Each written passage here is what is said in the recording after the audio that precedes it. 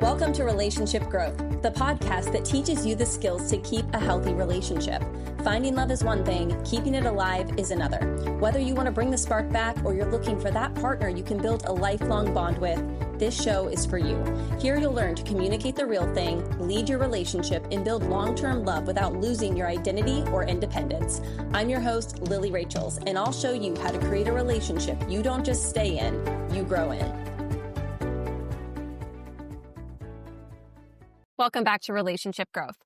This episode came to me because I've been seeing a theme with many of my clients.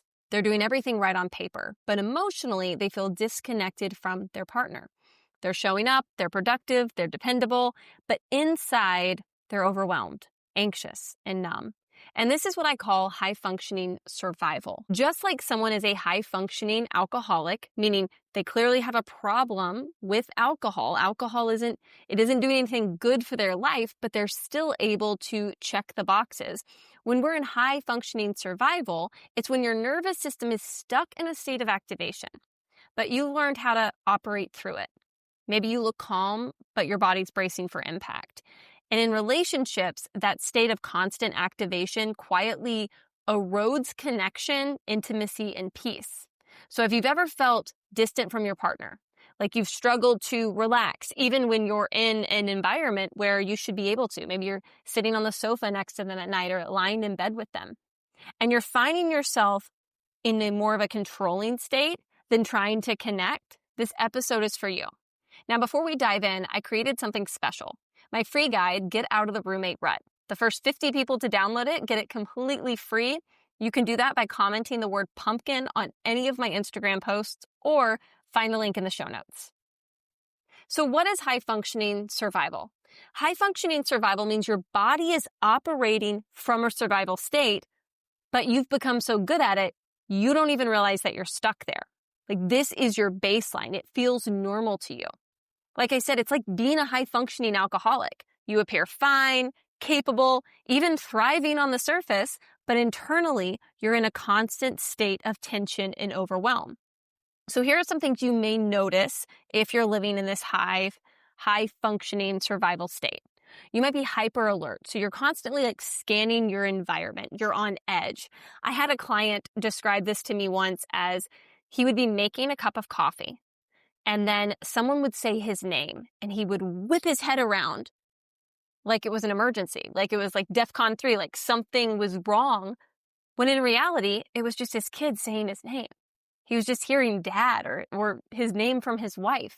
And so his reaction to what happened was so much bigger than what happened, just hearing his name. So you might also notice that closeness feels unsafe. And maybe you find yourself withholding affection from your spouse, from your partner. You plan and control rather than communicate. So when you start to feel that stress and overwhelm, you just lean on being more and more controlling instead of collaborative and communicating with the other person. You might feel cold and irritable even when you're craving peace and connection with your partner, and you struggle to rest even when it's completely safe. So you're lying in bed at night, time for you to get to really downshift in your nervous system to get some rest, and you still feel on edge. Maybe there's tension in your chest, like you just can't seem to calm down. So physically, this can look like chronic tension, tightness, anxiety, experiencing GI issues, inflammation. It can also manifest as autoimmune conditions, headaches. And emotionally, again, it shows up as numbness, irritability, and difficulty connecting, even sexually. You may have a hard time with intimacy with your person. So how does this impact relationships? Well, when your body's in survival, you can't access deep connection. I once worked with a firefighter who was constantly in high-stress situations. When he came home, his body didn't know how to shift gears. He would feel really numb and he would go withdraw. He'd go play video games to try to numb out everything he had taken in that day. And it created a lot of tension in his relationship because his spouse felt unseen, unheard, lonely, disconnected. So even though there was love there, this is what happens when survival becomes your baseline. You lose access to the softness, presence, and intimacy that your relationship needs, that you crave with the person and the other person craves with you. So when we start to see this go on in our relationships, when we start to see that maybe I'm effective. Maybe I'm getting everything done on my checklist. I'm bringing home the paycheck. I'm taking care of the kids, but you're not able to connect with a person you're married to. You're not able to connect with a person you're in a long-term relationship with. That's when the alarm bells should go off, that we need to address this on a nervous system level. So if you're realizing that this may be happening in your relationship, go ahead and grab my guide, Get Out of the Roommate Rut, because this will help you start to warm up the connection between you and your spouse, between you and your partner, so that you want to do the nervous system work. You want to go deeper and figure out what is causing me to be constantly activated. So let's talk about what you can start doing right now. If this sounds like you're like, I think I'm living in a high functioning survival state. I relate to feeling this anxiety, this tension, to not being able to calm down. So let's start by bringing your body back into presence. We're going to do a quick orienting exercise. If you're listening to this, as long as you're not driving, do it along with me. I just want you to take a breath. And now look around whatever space you are in. And I want you to name 5 things that you see, whatever your eyes are drawn to. 5 things that you see. And you can pause this podcast to do so. And now I want you to name 4 things that you hear. Are there noises in the distance? Maybe they're in the same room. I just heard my dog go get on the sofa. And now I want you to name 3 things you can touch, that you can feel. And then 2 things that you can smell. And maybe even 1 thing that you can taste. And after you do this practice, again, feel free to pause in between the prompts. I want you to notice how you feel in your body. Maybe even notice how your feet feel when you notice the floor beneath them. When we orient, we come into presence. We ground. We come into the present moment. We give our nervous system access to safety, access to what we call ventral vagal connection.